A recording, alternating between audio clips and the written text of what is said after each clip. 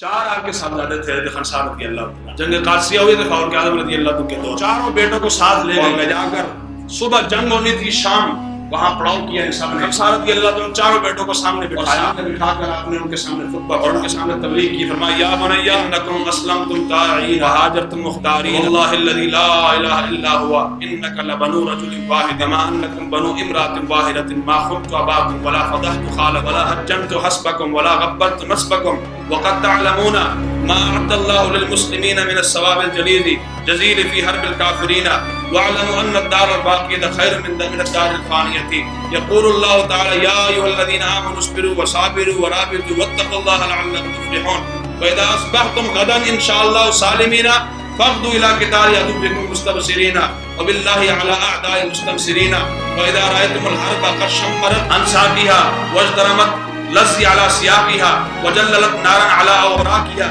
فتيمموا وطيسها وجالدوا رئيسها عند اهتدام خميسها تظفر بالغنم والكرامة في دار الخلد والمقامة فخرج بنوها قابلين لنصرها عازمين على قولها ولما اضاء لهم الصبح باكروا مراكزهم وانشا اولهم يقول یہ آپ نے پورا خطبہ ان کے سامنے پڑھا.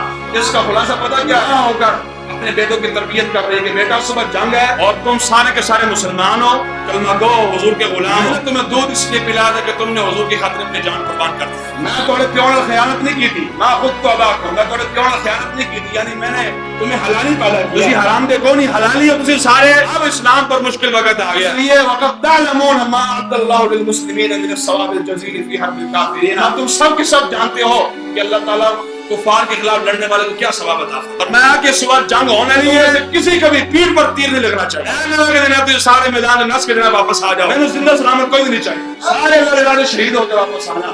لو جی بیٹوں نے نصیحت پوری کی، قبول کی اور چل پڑے جناب صبح ہوئی جناب جنگ کرنے کے لیے. یہ چاروں کے اشعار یہاں موجود ہے، ٹائم نہیں ہے میں آپ کو سناتا. چاروں نے الگ الگ اشعار پڑھے، اشعار پڑھتے ہوئے جناب میدان میں اترے، چاروں کے چاروں شہید ہو گئے.